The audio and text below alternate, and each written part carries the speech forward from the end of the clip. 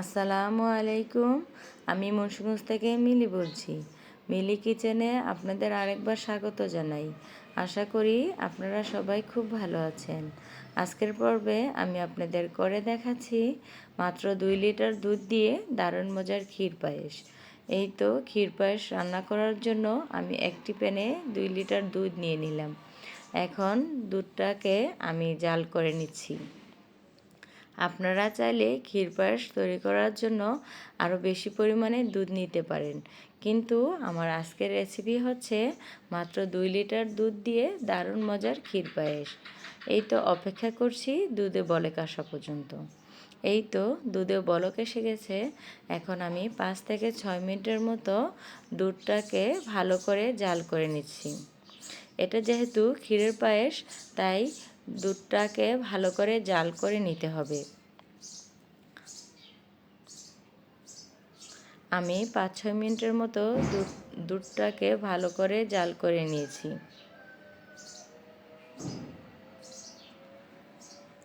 এখন এই দুধে আমি মিশিয়ে দিচ্ছি আমার পোলাও চাল।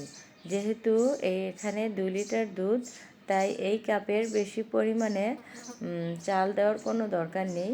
আমি চালটাকে ভালো করে ওয়াশ করে নিয়েছি। এখন এখানে এই কাপের 1 কাপ চাল আমি দুধে মিশিয়ে দিলাম। এখন এই দুধটাকে ভালো করে নাড়াচাড়া করে নিতে হবে, কেননা এই পর্যায়ে চালগুলো দলা পেকে যেতে পারে অথবা নিচের দিকে লেগে যেতে পারে।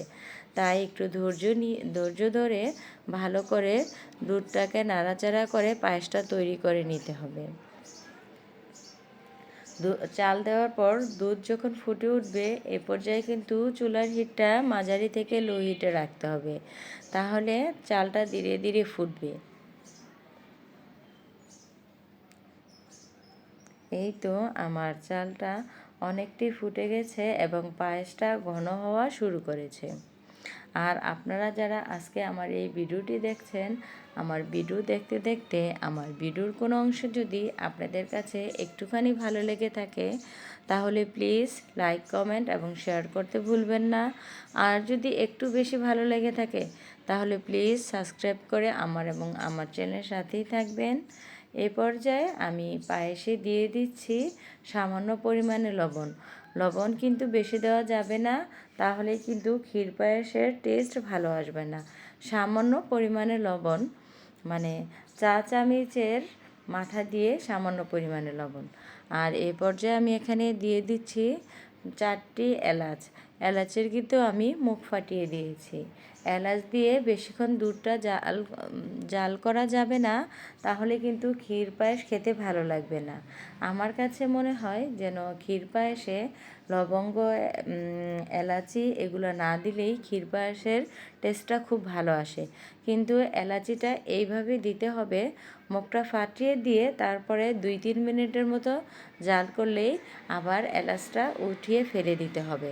তাহলে ক্ষীর পায়েস থেকে খুব সুন্দর একটি দুধের স্মেল আসবে। আপনারা কিন্তু অবশ্যই দুধে লবঙ্গ, এলাচি দিয়ে বেশিক্ষণ রাখার চেষ্টা করবেন না।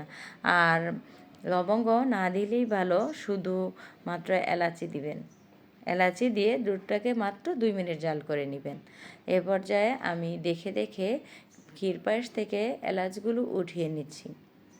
এলাচগুলো থাকলে কিন্তু ক্ষীর পায়েসের আসল টেস্টটা পাবেন না, তাহলে খেতে মনে হবে চাশনি অথবা পায়েসের মতো।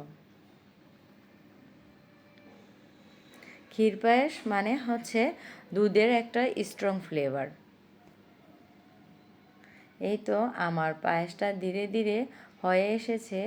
এ পর্যায়ে কিন্তু একটু লক্ষ্য করে ধৈর্য ধরেই কিন্তু পায়েসটাকে নাড়াচাড়া করে নিতে হবে, কারণ এই পর্যায়ে পায়েস কিন্তু অনেকটা ঘনিয়ে আসে, তাই তলানির দিকে লেগে যেতে পারে। দুধের পায়েস কিন্তু তলানিতে লেগে গেলে পায়েসের সম্পূর্ণ টেস্টটা পাবেন না, তাহলে পোড়া পোড়া একটি স্মেল আসবে, খেতেও ভালো লাগবে না।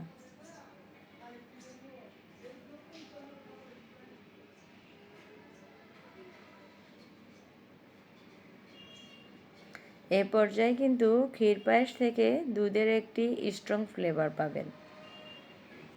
এ পর্যায়ে ক্ষীর পায়েসে আমি দিয়ে দিচ্ছি 1 কাপ পরিমাণে চিনি। আর আমি যে কাপের 1 কাপ পরিমাণে চাল দিয়েছিলাম, ঠিক একই কাপের 1 কাপ পরিমাণে দিয়ে দিলাম চিনি। চিনি দিয়ে এখন আমি ক্ষীর পায়েসটাকে ভালো করে নাড়াচাড়া করে নিচ্ছি। সম্পূর্ণভাবে চাল ফুটে ওঠার পরে কিন্তু চিনি অ্যাড করে দিতে হবে। আর চিনির পরিমাণটা আমি এখানে আমার প্রয়োজন অনুযায়ী দিয়েছি। আপনারা যারা মিষ্টি খেতে বেশি পছন্দ করেন তারা চাইলে একটু বেশি পরিমাণও মিষ্টি দিতে পারেন। এখন ক্ষীর পায়েসটা 5-6 মিনিটের মতো জাল করলেই তৈরি হয়ে গেল দারুণ মজার ক্ষীরের পায়েস। আর এই পর্যায়ে এখানে দিয়ে দিতে হবে 1/2 কাপ পরিমাণে গুঁড়া দুধ। গুঁড়া দুধ দিলে ক্ষীর পায়েসের টেস্টটা খুব ভালো আসে। আর এখানে এখন আমি দিয়ে দিচ্ছি কাঠবাদাম কুচি আর কাজু বাদাম কুচি। আপনারা আপনাদের পছন্দ অনুযায়ী বাদাম দিতে পারেন। আমার কাছে এই দুটি বাদাম ছিল, তাই আমি এখানে কাঠবাদাম আর কাজু বাদাম দিয়ে দিলাম। এখন সম্পূর্ণ উপকরণগুলো আবারও আমি নাড়াচাড়া করে ক্ষীরের সাথে ভালো করে মিশিয়ে নিচ্ছি। এ পর্যায়ে কিন্তু চুলার হিটটা মাঝারি থেকে লো হিটে রাখতে হবে আর বারবার নাড়াচাড়া করে দিতে হবে যেন ক্ষীর তলানিতে লেগে না যায়। এখন আমি ক্ষীরটাকে ভালো করে নাড়াচাড়া করে বাদাম আর গুঁড়া দুধ ক্ষীরের সাথে মিশিয়ে নিচ্ছি। এই তো খুব সহজেই তৈরি হয়ে গেল মাত্র 2 লিটার দুধ দিয়ে দারুণ মজার ক্ষীরের পায়েস। এই তো আমি আপনাকে ক্ষীর পায়েসের ঘনত্বটা একটু দেখিয়ে দিচ্ছি, কতটা ঘনত্ব রেখেছি আমি এই ক্ষীর পায়েসটি।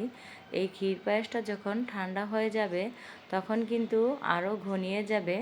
আর আমি একটু ক্ষীর পায়েসটা এরকম খেতে পছন্দ করি, তাহলে দুধের যে একটা ফ্লেভার, ওই দুধের যে একটা স্বাদ ওইটা পাওয়া যায়। আর হচ্ছে ক্ষীর পায়েসটা বেশি ঘন করার প্রয়োজন নেই, কারণ ক্ষীর পায়েসটা ঘন করলে খেতে ভালো লাগবে না। মুখে দিলে পায়েস থেকে একটি ছানা ছানা ভাব আসবে, খেতে ভালো লাগবে না। আর ক্ষীর পায়েসটা যদি একটু পাতলা হয় তাহলে মুখে দিলে দুধের আসল টেস্টটা পাওয়া যাবে। বিদায় নিচ্ছি, আল্লাহ হাফেজ।